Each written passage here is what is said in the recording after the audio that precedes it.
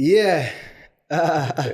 We're there. Yep. Welcome, brother. Welcome. Yeah, man. Joel Pleasure Finnigen being here. to the podcast. It's more like a pleasure being here.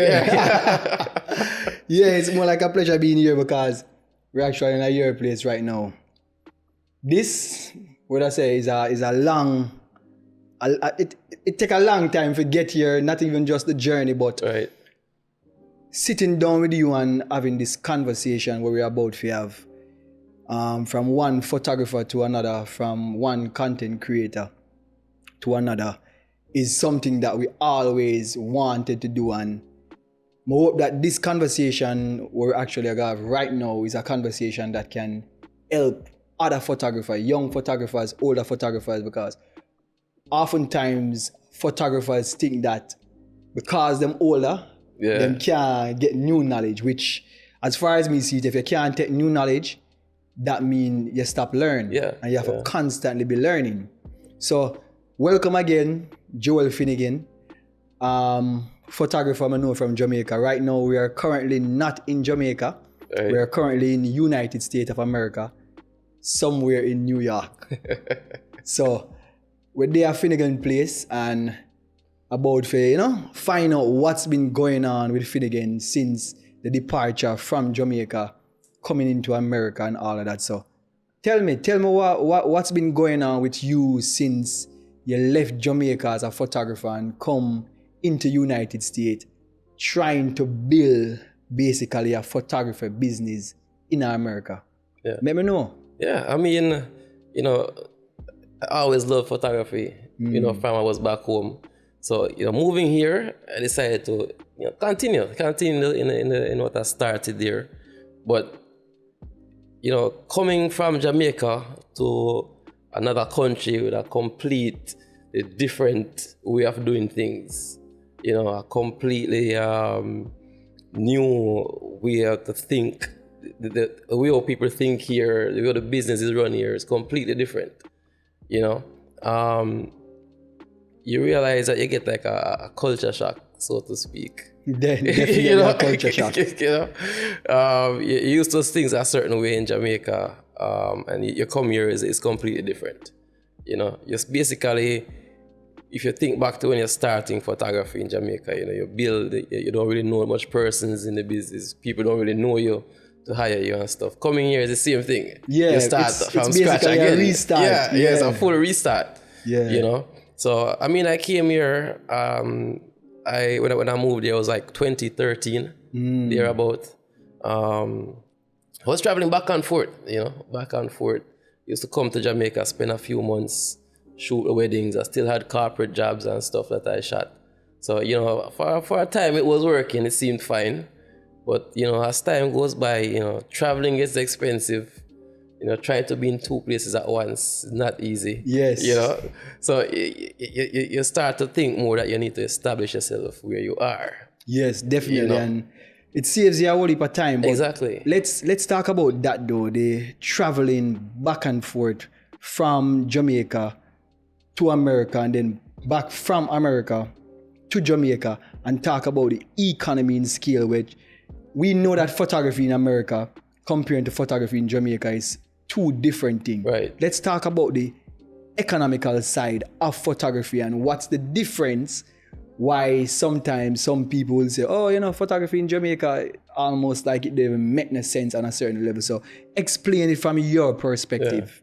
Yeah, I mean, the whole point of a business is to make money, right? Definitely. So, traveling definitely takes money, all right? You're looking at even if back then I still had a car, I still have somewhere I could have stayed.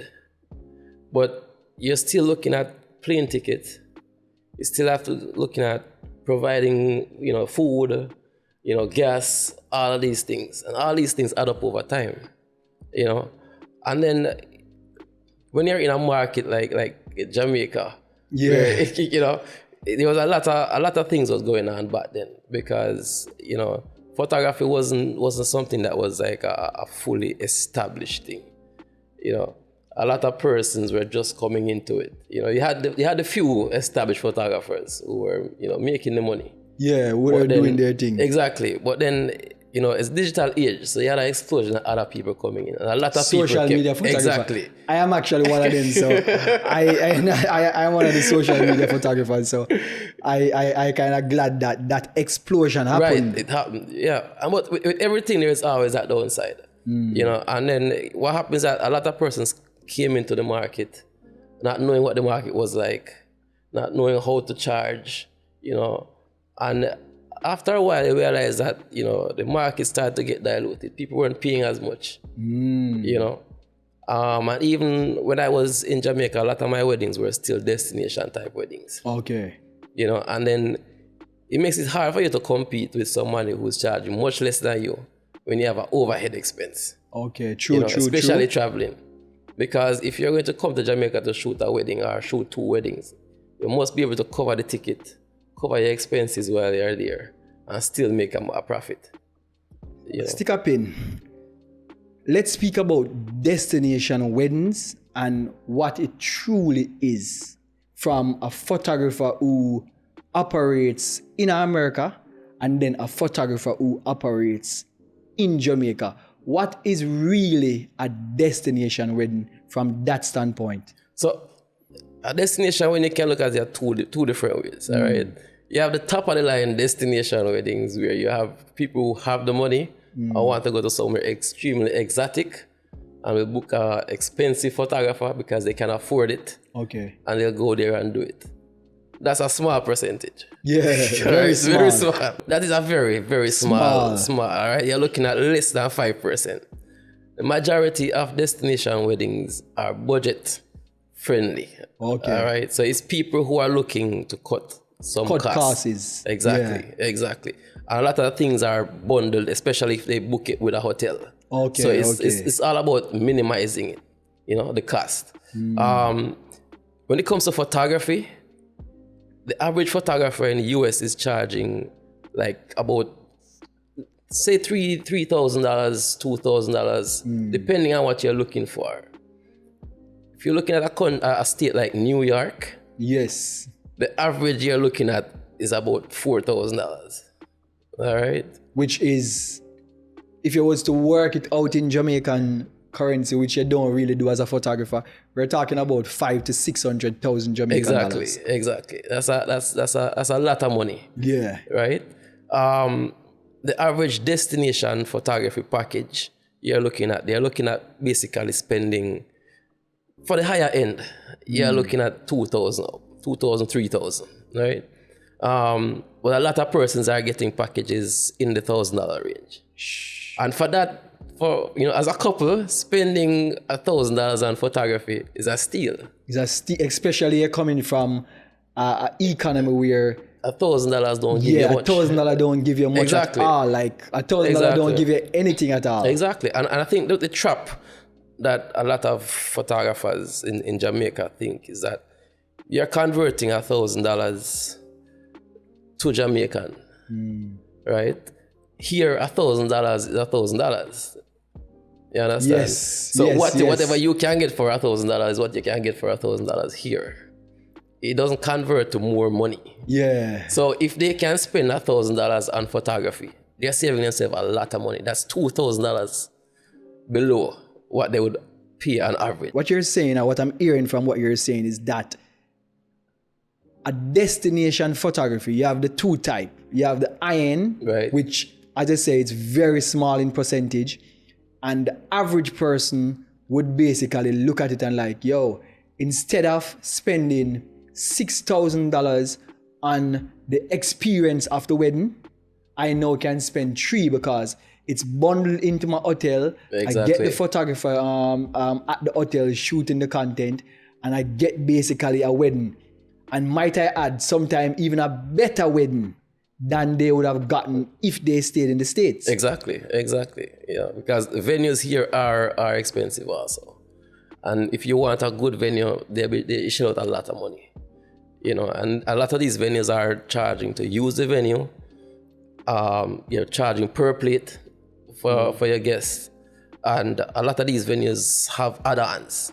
So you might get a basic package, which doesn't even give you that nice full wedding experience versus spending the full amount for whatever their preferred package is.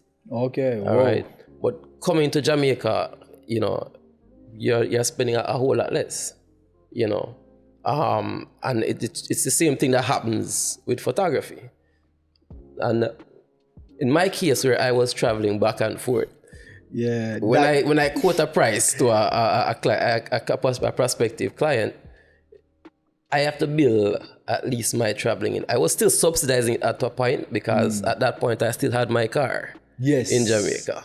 So I didn't have to rent a car. You literally have two expenses. Exactly. Still. You have expenses in America and you have also expenses in Jamaica. Exactly. So you now have to find the middle ground in order to charge them for it to work. Exactly. Also, you have to fly go to Jamaica, so you have to make sure that traveling is also taken care of. With that, what ended up happening over a period of time? Yeah, so I mean, over a period of time, when you're realizing that, you know, once you're quoting a certain price and a lot of persons are seeing cheaper options, they're going to go with the cheaper options because they remember, mindset already is you're saving money. Yes. All right, and if someone is quoting X and someone is quoting X minus Y, you're going to go with X minus Y if budget is a driving factor, right? Yeah. You know, so with that happening, I realized that, you know, less and less bookings are coming in because persons are not opting for that higher price. Okay. And then, what was the higher price? If you can give me a number, like what was that higher price, so we can give the people them an understanding of. In New York, $4,000 for your average wedding. In Jamaica, you probably can get that for $1,500, $2,000 the most. Right. What was that middle ground that you were trying to set, which included traveling, include you transporting yourself to these weddings when you reach Jamaica, including your accommodation in Jamaica and all of that? What was that middle ground you were trying to set in order to accommodate them? And remember, say your type of photography is also a certain quality. They might not have gotten that quality when they use a hotel wedding photographer. Exactly. But again, these people are trying to save. And when you're trying to save, sometimes anything is anything. Exactly. For me, right at that point when I was doing it, I was looking at approximately, it was like between 25 to 3. Okay. All right. Because I had to cover, you have expenses, yes. You know. And a lot of my packages had a second photographer too. So I used to work with like other photographers there. Yeah. So I have to pay them out of that. Exactly. Yes. And I have to pay them out of that money too. You know. So, you know, when you realize that persons were charging, you know, a lower rate, and you know, the cost of traveling and stuff is always going up. Yeah, definitely. It's always going up. Then, you know, after a while I realized that, you know, it's financially it's not making much sense. You know, to be back and forth. If you are to make money as a destination photographer, you have to be charging a significant amount of money. Especially a destination photographer who is traveling to a destination. Exactly. A destination photographer who lives in the destination, it's a completely different ballgame. Yeah, because you're there. Yeah, you're there. The most you'll be traveling. Because when I was there shooting destination, the most you're covering is your transportation from, because I was based in Kingston, to the hotel. And sometimes staying over one night. Yeah. Quick question. Because this also happened with destination photographers. Have you ever been a destination photographer while you were living in Jamaica, traveling to other country, maybe the States, maybe different country, because you believe that the person was trying to cut costs? I mean, I haven't done that personally. But I mean, if someone is flying someone from Jamaica to another country to do it, and that person is charging basically the same rate that they would charge in Jamaica and adding travel to that, it's still most likely will be substantially less than hiring a photographer that lives where that client lives. I know that a part of destination photography, that is also, I've heard about persons coming from Thailand, coming to America because of the economy.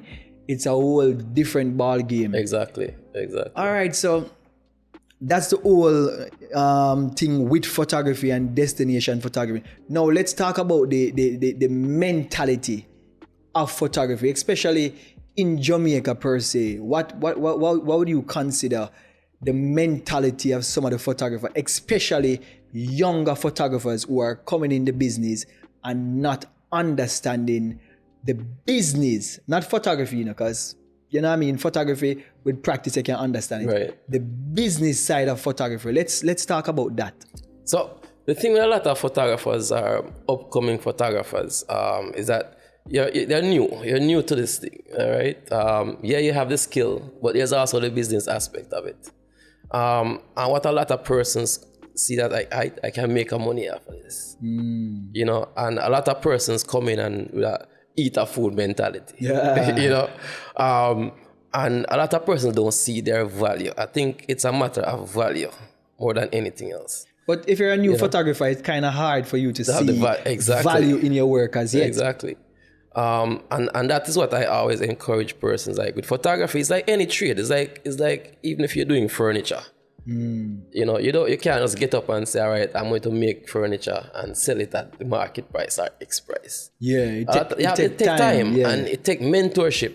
You know, you work under somebody who has been established so you can learn and build.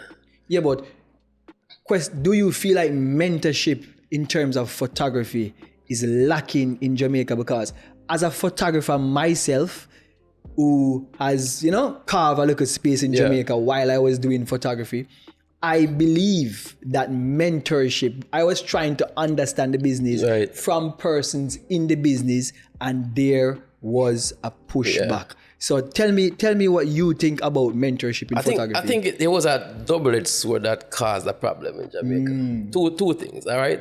I'm going to just track back to upcoming photographers coming into the business. So you're coming in, you see that you can make some money from it, but making some money and making a profitable living from it is two different things. Yeah, definitely. Right? And a lot of the photographers that were coming up were just making a money. You know, you see a money coming, but they weren't thinking about expenses, because everything that you do has to take into consideration expenses. So you're looking at your light bill, your transportation. So if you get one job to do, you have to travel to that job. You charge up your batteries, you buy your gear, you go to the event, you drive back home, you edit those photos. While you're editing those photos, your light bill, you know, you're paying your light, you're using power, your internet, all that is in it.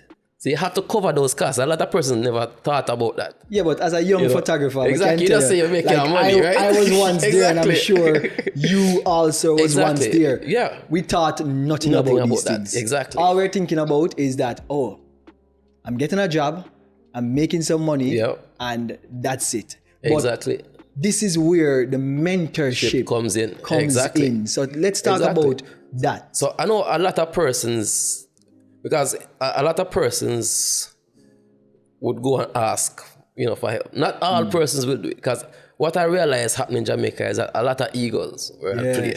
Yes. All right. A young person coming up in the business and getting a lot of likes and a lot of big ups, you know, about their photo, start getting to their head real quick. Yes. You know, and then you feel like you don't need to ask. And then there's another set of photographers coming up and want to learn. They want to get this. And then you'll be asking the well-established photographers the question. And what will happen is that a lot of persons don't want to share that knowledge. Exactly. Because they think that they're taking away something from themselves. Or if they scarcity mentality. Exactly. Bro. Or if they give you the info, you're going to get better. Or you're going to start taking away clients from them. Scarcity mentality again. Right. Yeah. And and that's what caused that decline in the whole photography. You have the bigger heads or the well-established person who are making a good substantial living from it. And I guess at some point, you know, they start getting threatened, you know, because a younger person coming up, you're more experimental. Definitely. You want to learn. You're trying different things. You're bringing new ideas to the market, you know. And I think a lot of persons got to that point where they were feeling threatened that if I share my knowledge with this person is going to know what to do, and they're going to take away my money. Yes, I must tell that with my tenure, the time when I was learning photography, I am one of them who was super eager to learn. Yeah, I remember and that. always trying to get opportunity around other photographers. And I got pushed back. I don't know if people felt threatened based on like, yo, Shango seemed like him well talented now, or him seemed like one of them where, you know? And I don't know if that was the reason why I got pushed back. But I was always interested with trying to learn a new thing, experimental, as you said. But sometimes people feel threatened and them don't necessarily want to share the information, which oftentimes them learn somewhere else. Exactly, because no one just got up and said, I'm a photographer and start shooting. Yes. You learn from somebody else. You know, and I think that's what caused the problem. Because even thinking back to when I started photography, it was just a hobby. I just had like a little digital camera I had at first, and I was taking pictures of flowers. Okay. You know, flowers in the backyard and random pictures. And then, you know, I saw like other photographers like GT, Gladstone, Taylor, and Gio. I saw those photos. I'm like, yo, and there was Gregory. There was Greg at one point. I'm like, yo, these photos are amazing. Yeah, all they do these things. Yeah. You know? I remember I paged GT and I was like, yo, bro, what's going on, man? All the photos here look good and stuff. And there was like another, because I was doing blogging at that time, most of the times. And there was another blogger called Jamaicanese. It was Kirk. I don't think I know that blog. And he was, I saw he went and so they went to some place in Jamaica. And I'm like, yo, these places exist. Yeah, you know? Yeah. And that's how I got introduced. And both Kirk and Gladstone introduced me to the Flickr group. You know? Okay. Exactly. And through the Flickr group, they used to go on trips. You know, used to go on, and that's how I learned. You know, that's how I started to learn, you know, how to get better at photography. And that's how I actually got into the whole field of photography. I remember the Flickr trips, and the Flickr trips was, for me, adventure with also learning. Because with the Flickr trips, you get to go on the road with the guys, and now you're interacting with several photographers, not just one. You can see how different persons shoot. Everybody help each other. Listen, right now that don't exist in Jamaica anymore, as far as I know it. What I see happening is persons who are very close working together. But remember, so the Flickr trip, we're talking about 20 persons deep. We're talking about all of the photographers back then who are coming up. We're talking about the Courtney Chens. We're talking about Gio. We're talking about you. We're talking about Gladstone Taylor. We're talking about everybody basically come together and go on this massive trip, which we end up in Portland, we end up in St. Thomas, we end up multiple places to work together in order to develop everybody. And the next thing about the Flickr trip, which I never really see much of that, but the Flickr trip was kind of like a mentorship.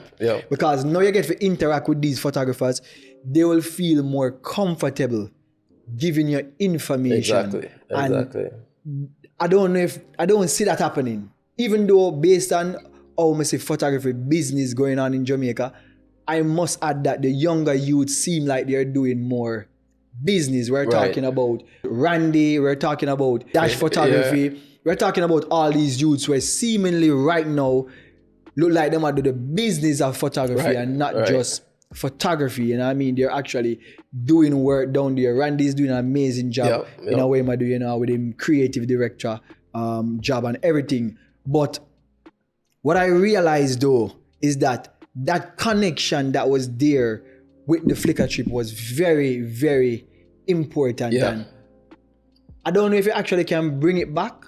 And as we speak about mentorship, I don't know, maybe there's some form of mentorship. I remember Yannick Reed talking about this topic also, like, yo, he was trying to find out prices and he couldn't.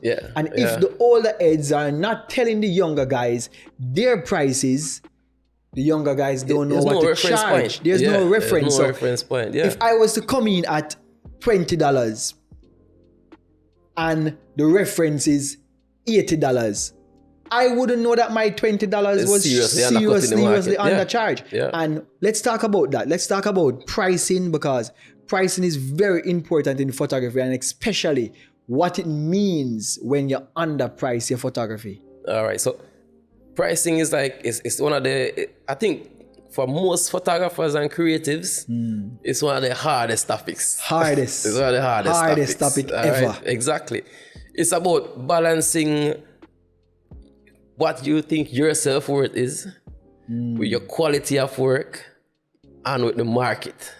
Right?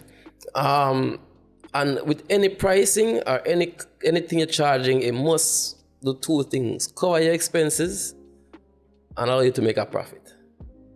You know? And I think what happened, you know, if you can't do the research, and I think because a lot of creatives and photographers, it's like such a closely guarded thing your price is. I think most persons are thinking in the back of their mind that if I tell somebody my price, they're just going to go ahead and undercut it. Yes, which is incorrect. Exactly. Somebody coming up will charge less. Naturally, because their skill set, their expenses, all the things which a younger photographer don't have. Him now have the expensive cameras. Exactly. I'm definitely not going to charge what a more seasoned photographer You can't charge it. And the quality of the work also speaks for itself. Exactly. If I charge $100,000 and my quality of work is up there, and you're coming, even with say you're coming with 40,000 and your work is not on par with that, if that client values the work, they're not going to pay $40,000. No, they're going to pay not. for what they need and what they're expecting to get. Yep. If we had a structure where persons were willing to share pricing with other people, it would set a median, and that would keep that market in line. But what was happening is that a lot of persons would like, you know, I remember I used to ask people for prices, like, you know, how much you charge for stuff. I never get a clear answer. Yeah, like, it's always a mystical dance. thing. You dance around it, and nobody want to tell you like, the price. Come on, bro. Just tell the person the price. Just tell them. Even if you don't want to tell them your exact price, give them a ballpark figure. Give them a ballpark. Exactly. Because if you don't give them a ballpark as a seasoned photographers, you left this person literally out in the ocean. Exactly. With nothing to save them, nothing to really guide them to say, you know, that's the lighthouse. Exactly. This is the direction. One of the things why we want to talk about pricing too is oftentimes a younger photographer who starts out at a low price, it is so difficult for that photographer to get to the actual value of photography in the business. Explain why is that so? So the thing is that, I mean, there are a lot of things that go into play into making like a final photography product. All right, your skills, and a lot of it is equipment.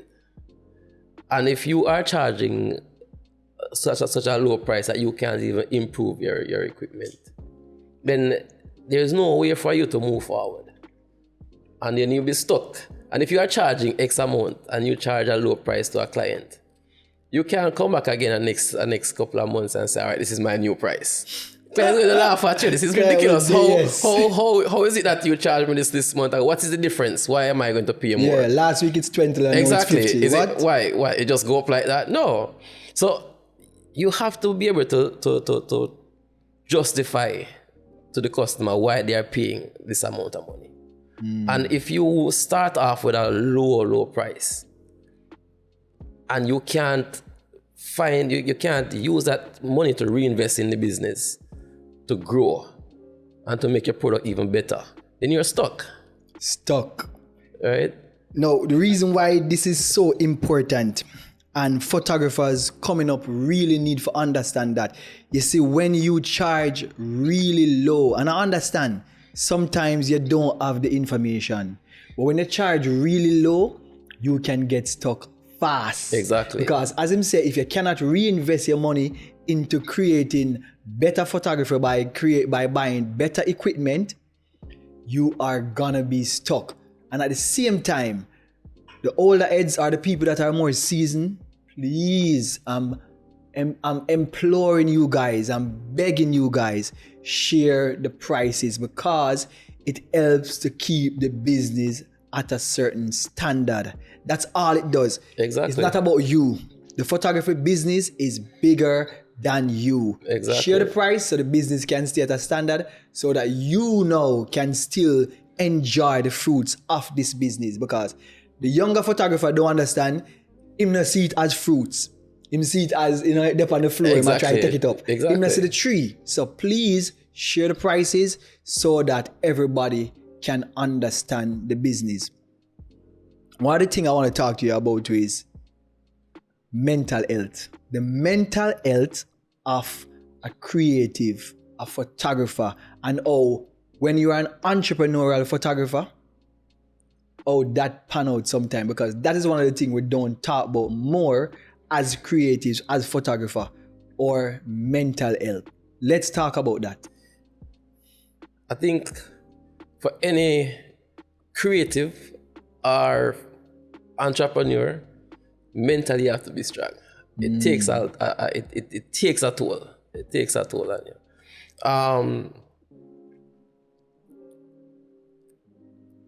You're looking at trying to create a business, trying to make it sustainable, trying to learn, trying to compete, all of these things simultaneously. Wow. And that is a lot of pressure.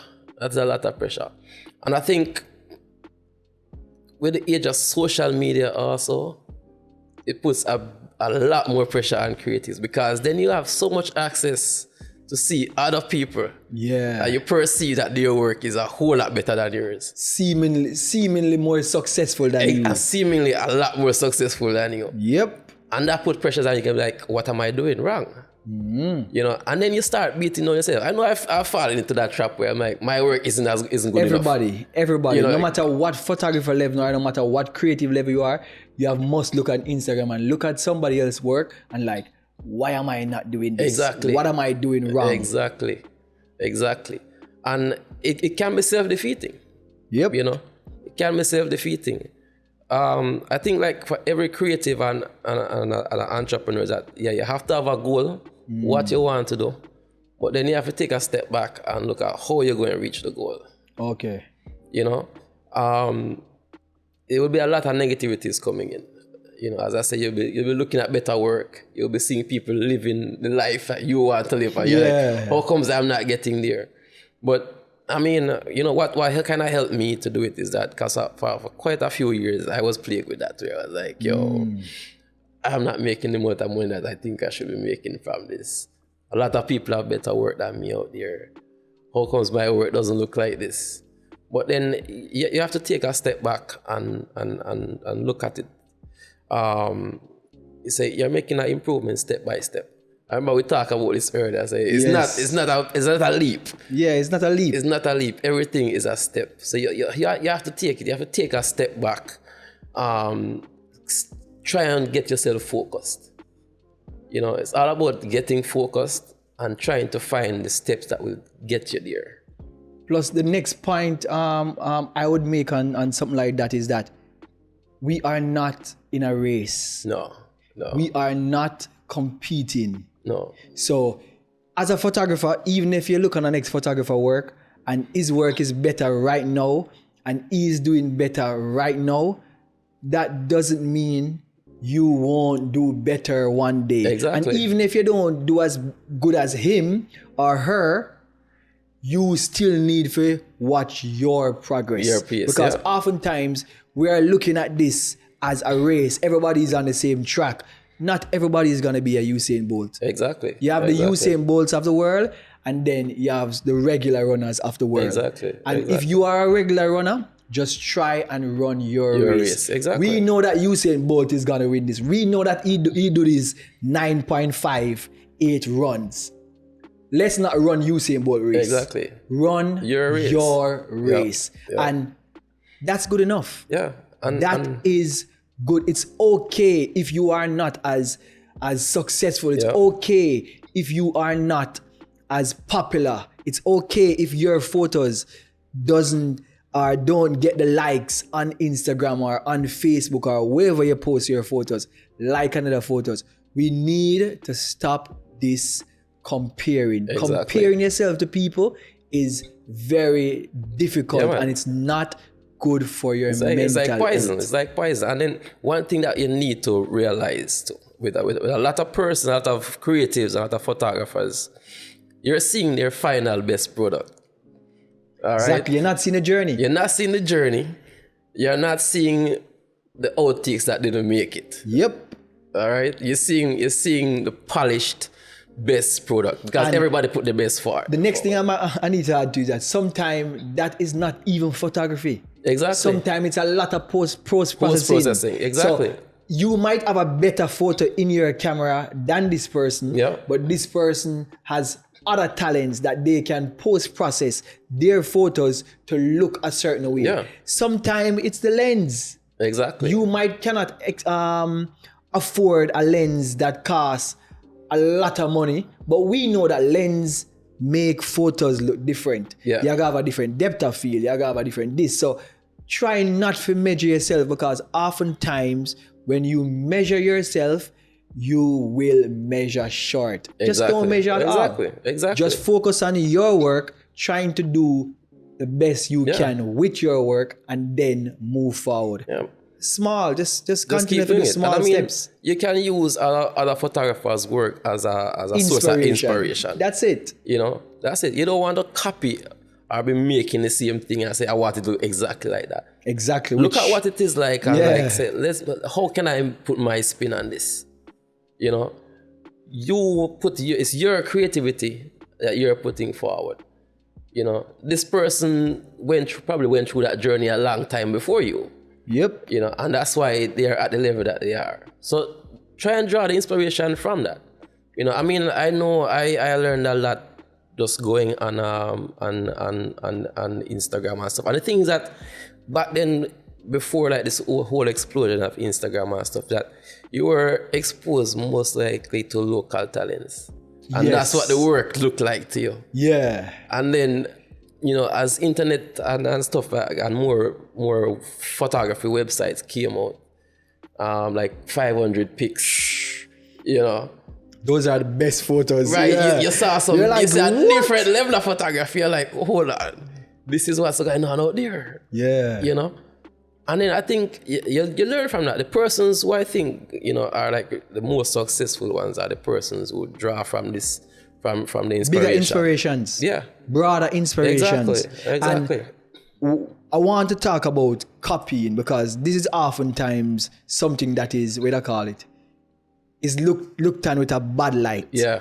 Copying other people's work.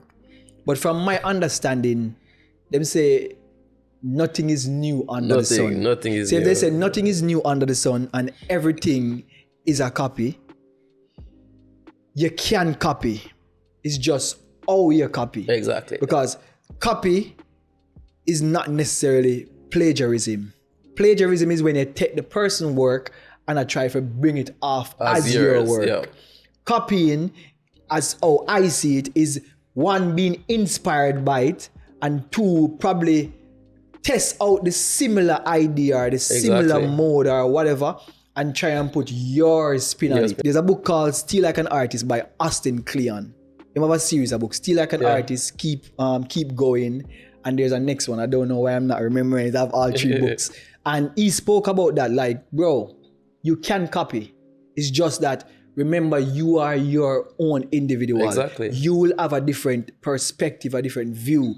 Just put your spin to it. Exactly. And that is how I believe that people would think about copying, not just try and plagiarize the people them work, which we have seen that. Yeah, we have seen people try to do the yeah. exact same thing with the exact coloring and exact everything. yeah. I'm like, come on, guys, why are you doing the exact same thing? Put a spin to it. No? Exactly. I mean, but some persons do that. And even though they're doing that, I tend to look at it, even though it's plagiarism, I tend to look at it as practicing. Because oftentimes those persons will develop. If you want to go back to Jamaica, if you listen to the artist, then Bounty Killer did sound like a this person. Yeah. Baby Sham did sound like Bounty Killer until they come into their own. Yeah. So sometimes people are gonna copy your work. You can't think too much on the copying of the work. just try to, as you say, put your spin on the creative form, because Exactly. everybody a copy. Yeah. Regardless of what they want to say. Exactly. And I mean, that's how, even if you think back to how children learn by copying adults. Yes, that's how we learn. That's how we learn. So, and everything, nothing is really new. Yeah. Everything is big. And once it's something creative, it's always just being recycled. And as I said, just as you said, just put your creative spin on it. You have a personality. Everybody's eye is different. Exactly. I can shoot the same event that you will shoot, and even though the pictures in quality and everything will look the same, some subtle differences will always be there. As a perspective, at the same spot. Exactly. And you're like, yo, bro, how did you get this photo? I'm like, yeah, it's just my perspective. Exactly. Exactly. You turn your camera portrait, me turn my camera landscape. Exactly. I remember we go back to when we used to shoot events. Yeah. Everybody, at that time, all of us, the quality was basically the same. Yep. Right? Everybody was covering events. But everybody could see a Shango coverage. And I used to shoot with Stush at that time. Everybody could see how Stush work look. Yep. You can't tell the difference, but they're all similar.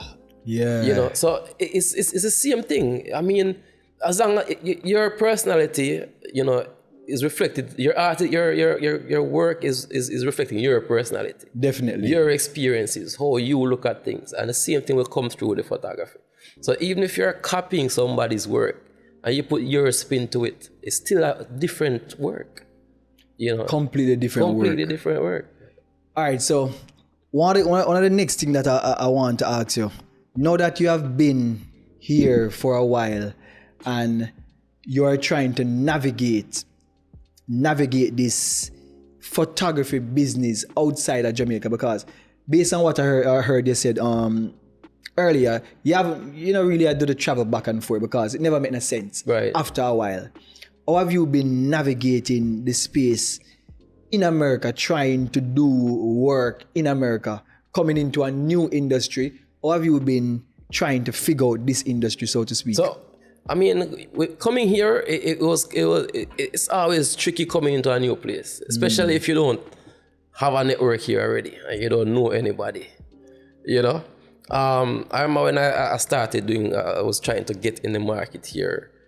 I was trying to get clients here and try to work with other studios and stuff like that. But at that point, nobody was really hiring your stuff, because what I came to find out was that even though I had a nice portfolio with work in Jamaica, destination, weddings and stuff, the client here and the studios here, they want to see what you can do here, So portrait fine, because portrait is background. Portrait, yeah. So you can do that. Destination wedding, but if you want weddings, and the thing with portraits is that you can make a living off portraits, but portraits, for you to do it has to be consistent.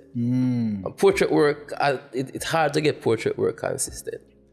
Getting weddings at that point, weddings are always going on. People are always marrying. You're always getting married. So that is always a constant money coming in, And I remember when I came up here, it was hard getting that, There was nothing going on. And at one point, I actually took a break from photography. Whoa. Because you're coming here, you're not making an income, but bills are still there. Bills don't stop. Bills don't wait and say, all right, you just move here. You need to get himself situated. The landlord want him rent at the end of the month. Exactly. Bills have to pay. You still have to eat food. So, I mean, I took other jobs, I remember I tell you that I even took a job at the post office. I was working with the post office. Really, you have to do what you have to do. You have to do what you have to do, to make the money. But the thing is that even though I was doing that, I never lost sight that I still wanted to do photography. Yeah. So, even though it was a setback, it was still a stepping stone. Yes, definitely. Because getting that income allowed me to save money, allowed me to purchase a vehicle. And then after I purchased that vehicle, I was able now to get other jobs. And I remember I have a friend, Andre Morgan, I was telling you about. Andre. Yeah, Andre was here for a year before me. So he was a year ahead of me when it comes to certain things. And Andre used to bring me on, like, have me assist him on some of the jobs them and stuff. A second shoot with him and stuff like that. And, you know, you need a vehicle to do that. Yes. You know, so the vehicle allowed me to, when he offered that opportunity, it allowed me to take it. The job itself. And then I moved on to where I did like school portraits and stuff like that. Still needed a vehicle to do that. So that job, you know, allowed me to get that. That's a stepping stone to that. And, you know, once you do that, then, you know, you start shooting, like, you know, because he was doing weddings here. So now I'm starting to get like photos for my portfolio now with weddings here. Yeah. You know? Which, if you're going to work with a studio, you need to have that. Yeah. Because the studio, they need to see that you can perform here. Because they're staking their reputation on you. Yes. You're carrying their reputation if you represent them with a client. Right? So they have to make sure that you can do the job. In other words, what they're doing is that they're quality controlling. Exactly. So exactly. I create this reputation. I now want you to represent me. Exactly. And the quality control is me looking at your work and saying, all right, this work is good enough and he's also done work in this industry that I can approve that this person can go out and do my work. Exactly. It's simply quality control. Yeah, exactly. And it's reasonable. You know, you expect that from them. You know, and because I was doing a lot of weddings in Jamaica, you know, it's most natural that I continue with that, doing that here also, because it's something you're familiar with. You know, you can do it. So, you know, I had that portfolio, and what happened is that, you know, as I shot with him and I had that portfolio, and I was doing my research, trying to find stuff, and I realized that there was a little Facebook group. I don't know who sent me that link, or I just found that link. And they always, like, if they needed second shooters, they would post in that the group. Okay. And I joined the group, and I used to put out my stuff. And then one lady, you know, was in a bind and needed somebody to do it short notice. And I was like, opportunity. I can do it. So she said, send me some photos because I want to see what you can do. And because I was shooting and second shooting, you know, I had a little bit of images there I could send to her, and she was like, all right, this is fine, she'll work. And I work with her. You know, and I work with her, she loved the work. And then she kept hiring me to do a second shoot with her. And in the meantime, I would have like 1 and 2 clients, wedding clients for myself, that I would find on Facebook or references, you know, and that's how it started to build. And then, you know, I went into the group and somebody else in the group asked for a photographer. And then I answered to him, I said, show me your work. What I could do now was to show him the work that I did with the other lady. Yep. And he looked at it, I was like, okay. One opportunity leads to the next opportunity. Exactly. And it just kept going on. And right now, I can say, like, I shoot, like, I do weddings for myself, you know, for my own clients. But the majority of the weddings that I shoot is through studios. Okay. And what you will find out, like, coming to America is that you have to be established. And studios are established. Yep. And they are the ones that are getting majority of the clients. Yep. And the thing with the studios here is that they are linking up with the venues. Anybody in like a wedding industry knows that a majority of the clients go with the venue first. All right, that's the first thing you need to have somewhere to do. When you're thinking about a wedding, you need a location first place you're booking is the venue. Exactly. And a lot of these venues have their house photographers and preferred photographers. So if once they go there, the first question the venue is gonna ask them is, do you have a photographer? Once they book, that's the next thing. Yeah. And then they're gonna, and what you'll notice if you go into a lot of these venues, that the house photographer in that wedding office, the host photographer photos are on that wall. Yes. And their albums are on the coffee table. So literally, once a person go inside of a venue to book basically the venue, the photographers are the preferred photographers. Work is being advertised. Exactly. To basically the person who is looking to have this wedding. Exactly. Winning. That's basically a winning formula for whichever photographer working with that venue. Exactly. You know, and so, you know, coming into a new environment as a photographer, it's hard for you to compete. You know, and what they say, if you can't beat them, join them, right? Yep. You know, and that's what I've done. You know, I work for several studios. So a majority of my bookings come through studios. you might not be getting that big photography money that you would want. But consistency. But you're getting consistent good pay. Consistent good work. Exactly. So say the big money is $4,000. But when you're working with a studio, you're getting $2,000. Exactly. Or say you're getting $3,000. So $1,000 cut off. But you are getting a wedding every weekend. Exactly. Every weekend. That's way better than getting one work for yourself and then for the rest of the month it fizzle out. Exactly. And then what happens now is that, I mean, even when you have your own wedding, you can, if a client contacts you directly, I mean, you won't advertise the studio's work, but you still can use it in your personal portfolio. Exactly. You know, so it's still a win-win, you know, and that's basically what I've done. And then, you know, I still always, portraits is something I've always been doing. Yeah, I know you love portraits. Exactly.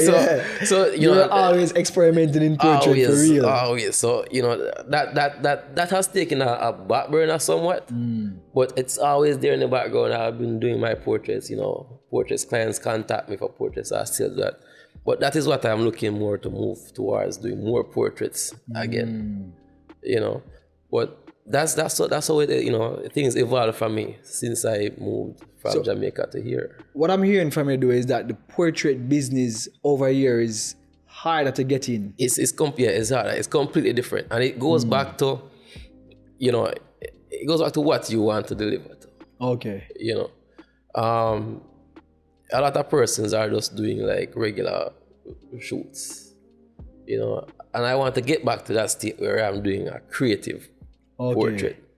You know, my vision is I know, you know, a lot of persons are up now for the instant gratification of just posting on social media posting.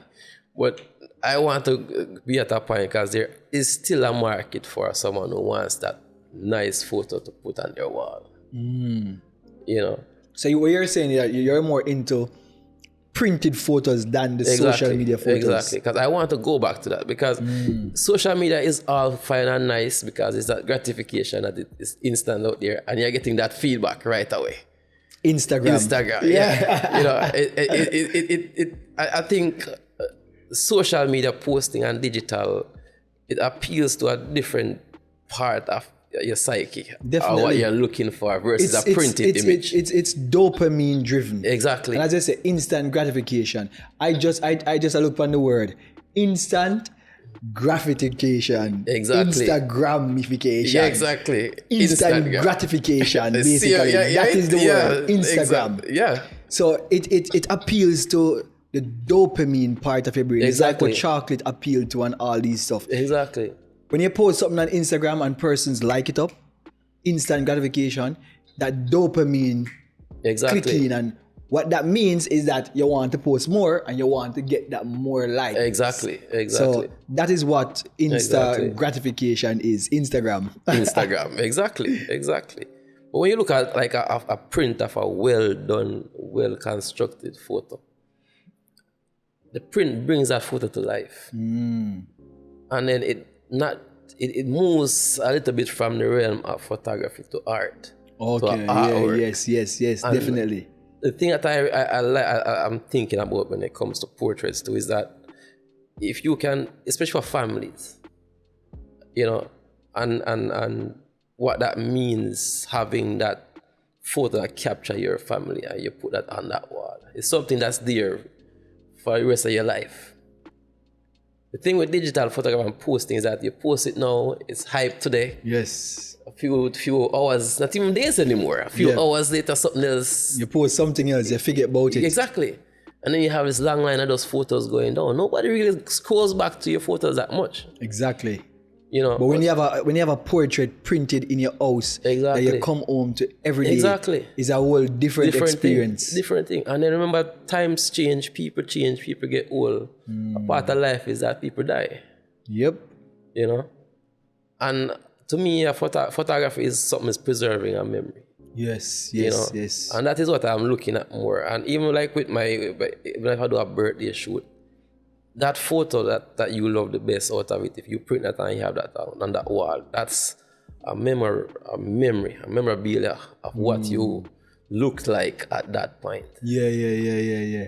It serves more than one purpose. So Exactly. you capture the moment, which is fleeting these days. Exactly. You capture the moment, and you also capture that. In other words, you encapsule. Yeah, it's a time capsule. That time, that energy. Exactly. At that moment, and have it on your wall. Exactly. As I can see, you have. Yeah, exactly. You know what I mean? You have a couple stuff on your wall in here, you know? Yeah, and I mean, I think that's what photography started out as back in the day. And what essence, I want to move to more quality over quantity. Because today everything is just quantity, you know. The algorithm, the algorithms putting push, that out. yes. Yeah, as much. The algorithms on these social platforms, we're talking about the Instagram, the YouTube, and all that, is all quantity. Mine and quality is super important. Very important. And quality also do well, but quantity does well over time. Exactly. Because if you're putting out more content, eventually it will pick up. So the algorithm of these platforms promote quantity over quality. Yeah. It's just what it is. It's a business, bro. It's a business, yeah. And I mean, you know, photography, like anything, is subjective. Yes, art is subjective. Art is subjective. And it falls into that realm where it's what is popular at that time too. You know, so if you can get those clients where you can, you know, say provide a service that they can appreciate, you know, nice, wonderful printed images, because prints make it work a lot different. Looking at it on a screen, no matter how good it looks on a screen, when you print that image, it's 1,000 times better. It's plus, remember, if you understand anything about digital art versus art, you realize that it's two different things. It's CMYK versus RGB. Exactly. It's actually two different color science. So a print definitely actually I use more color science than what your screen use. So it will give it a different energy, a different vibes. While we talk a lot about photography, because you're a photographer in America about photography and stuff like that, let's talk about Joel Finnigen. Because oftentimes when people talking to people, they'll talk about their career, right? But they're not talking about the person themselves. Where is Joel Finnigen? Where is Joel Finnigen right now mentally in this space? Like living here, what would you consider yourself right now in this moment in 2022 after the madness of the pandemic? Where would you say you are right now? Well, you know, I think the best word that I can use is adjusting. Adjusting, yeah, a good word. Adjusting. You know, it's life is always a constant change. You know, and I know when I moved here, it was a big adjustment. You know, changing, like, you know, from one way of seeing things. You know, your culture you grew up with. Yes, culture shock. Yeah, it's a completely different culture. You know, changing your model business, you know, changing, I don't even use the word career anymore, you know, but changing, you know, how you make an income, you know, and now even diversifying your income, you know? And as I said, right now, even after the pandemic, it's still adjusting, because it's a completely different world now than it was 2 years ago. Yep. You know, so right now my mental state is trying to adjust, trying to chart a way forward. Okay. You know, making those small steps to get to that big goal. Exactly. And you know, even your goals change too. Yeah. You know, because you know, at one point you think that, you know, photography is it taking photos, you know, providing photos for customers, for clients and stuff like that. You know, we were talking about this earlier. What happens a couple of years from now? You know, we're not staying the same age, or you're not getting younger. Yeah. So the reason why this is a very important topic, longevity in photography, and not just longevity, but over time, how long can you as a sole photographer running an entrepreneurial business by yourself, not really employing anybody to go and do your photography, how long can that last?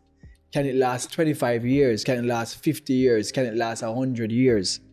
And why, as a photographer who is making money right now, it is so important for you to, one, diversify your photography portfolio, or try new businesses. Use the photography money and try new businesses which have a longer lifespan, and businesses that doesn't require you, your energy, your time to basically make money from it. Let's talk about that. Yeah.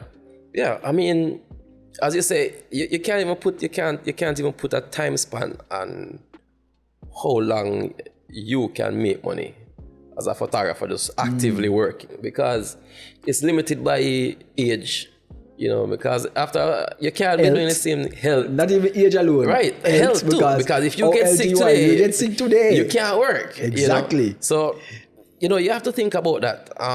And as you said, there's a few things that I am considering, and every photographer should consider. If you're actively shooting and making the money now, is, if I'm going to continue with photography, how can I take it to another level where I am not the one who is shooting anymore? If you can get someone, if you can build out your business, similar to how studios are doing it. Because that if you're going to continue shooting, or it has to be in the form of a studio where you have other persons working for you. Because as you get older, you get slower, things get harder. All right. And if you're supposed to be generating that income or even more income, then you have to build out a network. You have to hire other people to do that work, And the other side of it is that how can you diversify your income? If you're going to start another business that you can do on the side, or what a lot of persons, and I know we spoke a lot about this earlier, is that passive income. And we also talk about doing part-time jobs, because sometimes as creatives we find it difficult to go and find a part-time job that allows us to be a little bit more comfortable, because oftentimes as a creative working for yourself, being an entrepreneur, it can be very stressful. It is. When you are waiting on that next client to appear out of nowhere and give you that job. When you have a part-time job, which the money is a little bit more secure, you know that you're getting this money, it just take a little bit of the stress off you mentally. So let's talk about that. I mean, I know a lot of photographers would like to be saying that, everything is photography. I'm making this money from photography. Everything is okay. Everything is okay. I just want to make that income alone. But, the reality of it is that life is rough. Yep. Everything is expensive. Inflation is going up. And I encourage anybody, unless you're at that level where you're fully established and you're making income where you can live that lavish life or live comfortably, having a part-time job is always a good idea. Yep. I mean, I have a part-time job that I work, and I recommend it, because the thing is that, especially in the US where healthcare is so expensive, if you can find a part-time job that allows you to still get the time off to do what you want, do your work, and also provide that safety net. Right? Because a lot of part-time jobs, if you get a good one, will provide healthcare. You're getting a constant salary. You have other benefits, 401k and stuff like that. Yep, and you need these things. Especially when you're over this side. Exactly. This and that's the thing I was adjusting with from Jamaica to the US, is that right here, everything, you have to have money for it. Yep. And our credit. Because credit. And credit. Yeah, and credit. Not even R. Credit. Because certain things you can't buy if you don't have credit. Because a lot of banks won't just have you come in with $1 million, $2 million and buy a house like that either. There's going to be a lot of questions. Yeah, where are you getting this money from, sir? Exactly. You know, so credit is a big thing here. And if you can't pay your bills, that affects your credit. All right. And if you don't have good credit, you can't pay your bills. And that's a vicious cycle. Yes. You know, so as a creative, not even just photographers, but as a creative, where your job, your income is subjected to a lot of external influences, you know, whether or not you're getting clients, the time of the year, you know, because that's, you know, for wedding photography. Yep, it fluctuates. Like that. You know, you have a time of the year where it's at weddings, and then there's a time of the year where there's nothing. Because in the winter, there's barely any weddings. And then, you know, so you have to have that safety net. You know, I always encourage persons to have that safety net. At some point, you will get to that point where you're branching out and you don't need it anymore. But if you are still at a point where you're growing and you're not at that point where you're fully, your business isn't at that point where it's fully self-sufficient, where you can make a substantial, comfortable living from it, having that safety net is always a good idea. All right, so let's dive into passive income, because this is a very important part, and all photographers, whether you are making a lot of money or you're not making none, should pay attention to this. Passive incomes are stuff that you can do that can generate money, and one of the most popular passive incomes right now is social media. While we kind of did put a damper on social media earlier, social media is a passive income because I create the content lives there and it can make money. Exactly. But there are other forms of passive income, you know what I mean? Even your 401k, that over time building itself. Exactly. It's kind of more like insurance still, but it's still kind of money basically working for you over a period of time. Why is passive income for a photographer so important? So, I mean, everybody is going to get old.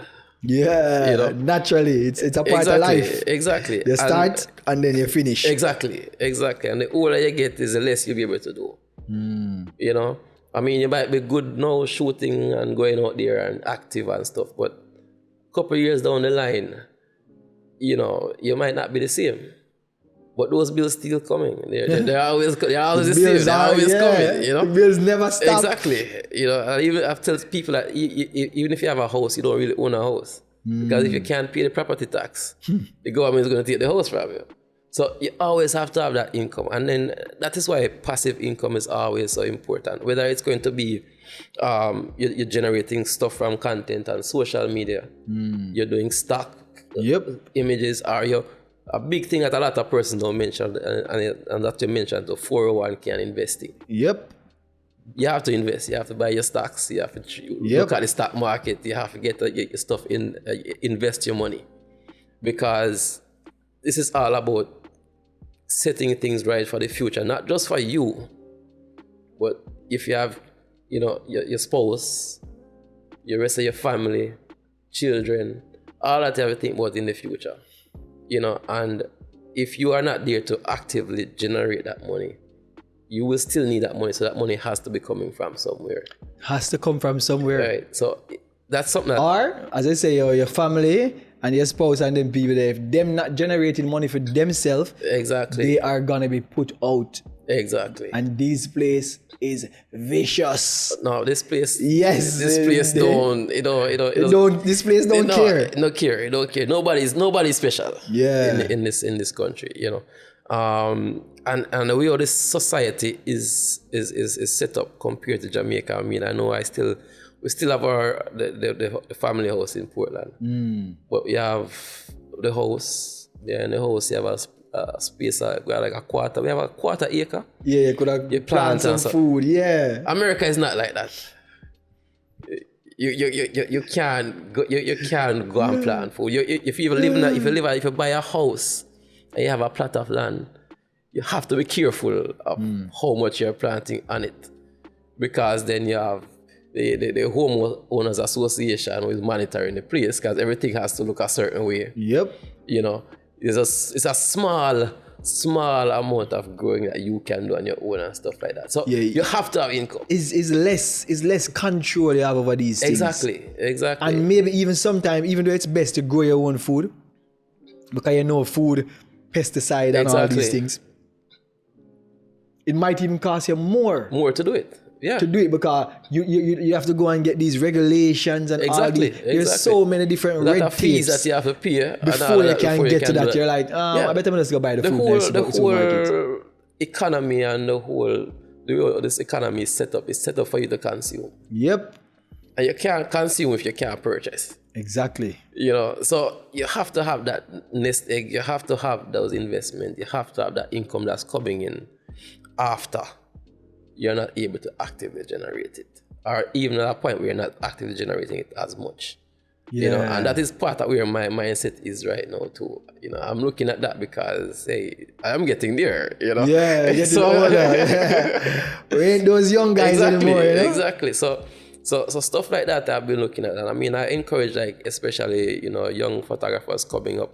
I think young photographers coming up have it easier than us. We had it easier than others too coming up because of technology, you know. So I mean, if you can grow your business at a good rate, always think about the future and think about how you can have this sustainable. I think younger photographers have it easier because of the technology.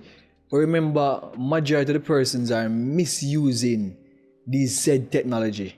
So a lot of the persons are not able to access or understand the technology in order to use it. The Instagram, the YouTube. YouTube kind of look a bit more simpler, but if you really don't understand how to use the technology in order to, one, create that safety net, create that passive income, then it won't work for you, bro. Exactly. Yeah.